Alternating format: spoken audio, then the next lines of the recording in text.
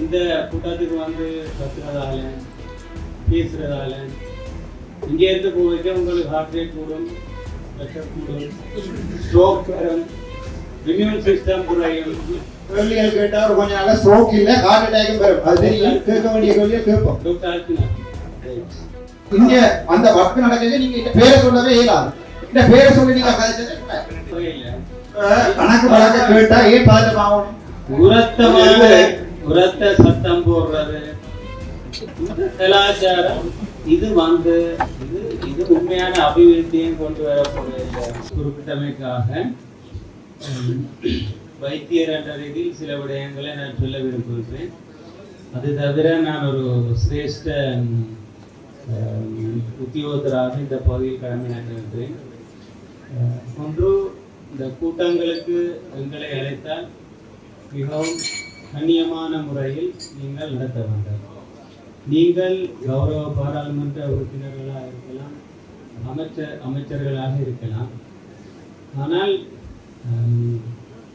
இந்த சபைக்கு நீங்கள் அழைத்தால் நீங்கள் என்னையோ அல்லது என்னோடு கடமையாற்றுகின்றவர்களையோ நீங்கள் மிகவும் கௌரவமாக நடத்த வேண்டும். இதை நான் அமைச்சர் அவர்களே இதை நீங்கள் கட்டாயம் கொடுக்க வேண்டும். இங்கு இந்த கூட்டத்துக்கு வந்து கத்துறதால பேசுறதால இங்கே இருந்து போய்க்க உங்களுக்கு ஹார்ட் ரேட் கூடும், ப்ரெஷர் கூடும், ஸ்ட்ரோக் வரும், இம்யூன் சிஸ்டம் குறையும், டைஜஷன் பிரச்சனை வரும், நித்திரை வராது.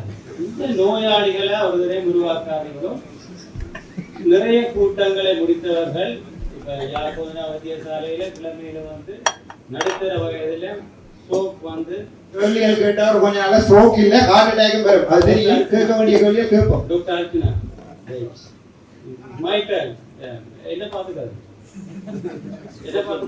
ஒரு கேட்டசியாண்டு தெரியணும். அவர் தலைவருக்கு தான் நான் சொன்னேன். உங்களுக்கு நான் சொல்ல கூட மாட்டேன். நீங்க 171 பேருக்கு வேலை கொடுக்காம வருஷக்கணக்கா வைத்திருந்து ரோட்ல விட்டுருக்கீங்க.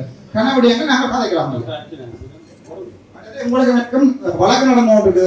இங்க அந்த வழக்கு நடக்குது, நீங்க இந்த பேரை சொல்லவே இயலாது. இந்த பேரை சொல்லி நீங்க வழக்கு நடந்து ஆகவே இந்த பேர் நான் இந்த பேரை பதக்கவும் இல்லை. இந்த வீடியோவை எவிடன்ஸா நாளை கோர்ட்ல கொடுப்பீங்கன்னா எங்களை எப்படி செய்யணும்? இந்த அர்ஜுனா அர்ஜுனா நீங்க நேரம் பேசுறீங்க, நாங்க பேசுற கொடுங்களே. பிரச்சனை ஏனென்றால் நான் 2002ஆம் ஆண்டு கிளிநொச்சியில அத்தியாவசிய சேவைக்குழு கூட்டத்திலேருந்து கடந்து வந்து கொண்டே இருக்கேன். இந்த கூட்டங்களை தயவு செய்து இப்படி வைக்கிற முடிவுக்கு வரணும். இது வந்து என்னை போன்றவர்களை வேலை செய்ய விடாது. அது வந்து ப்ரொடெக்ட் பண்ண, அதாவது எங்களை ப்ரொடெக்ட் பண்ண வழிபடுமொழிய இந்த சிஸ்டத்துல வேலை செய்ய விடாது. நாங்கள் எல்லாம் வேலை செய்ய மாட்டோம். உங்களுக்கு நாங்கள் ஒவ்வொருவரும் ஸ்பெஷலைஸ் ஏரியாவிலேருந்து வந்திருக்கோம். இப்போ அக்ரிகல்ச்சர் டிரெக்டரை இப்படி கவனிச்சது அவர் அமைதியாக.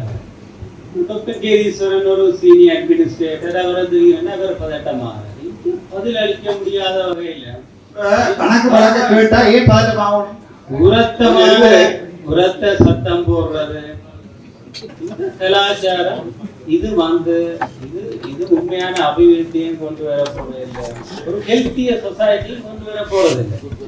நாங்கள் இந்த கூட்டத்துக்கு அமைச்சர் அடுத்த முறை நாங்கள் வர வேணும் என்றால் நாங்கள் சகசர கௌரவ அமைச்சரையும்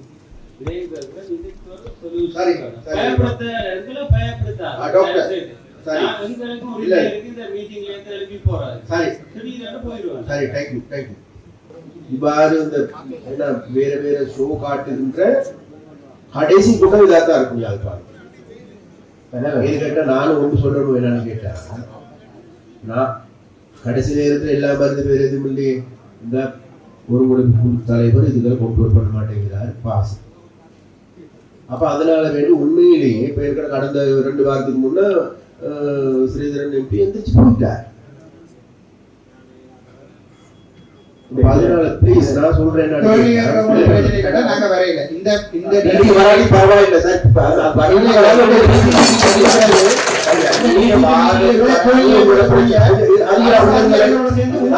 உங்களுக்கு மாத்திரம் சொல்லல, சரியா? உங்களுக்கு சொல்லு. ஒரு பாராளுமன்ற உறுப்பினர் வந்து கேள்வி கேட்கலாம், கேட்கலாம் தாராளம் கேள்வியோட நிப்பார். அந்த கேள்விக்கு கிடைக்கிற பதில் விருப்பம் இல்லாட்டி அது வேறு எந்த நடவடிக்கைகள் வந்து நீதிமன்றம் ஊடாகவோ இல்லை வேறு வேறு இடங்கள்ல வந்து எடுக்கலாம். ஆனா இங்கே ஒரு ஆதாரம் இல்லாமல் குறிப்பிட்ட நபர்கள் இங்கே இல்லாமல் அவர்கள் தொடர்பாக படுகேவலமான வார்த்தையில பயன்படுத்தி வந்து கதைக்கிறத நிப்பாட்ட வரும். அப்படி கதைக்கிறதுக்கு எதற்கும் அதிகாரம் இல்லை.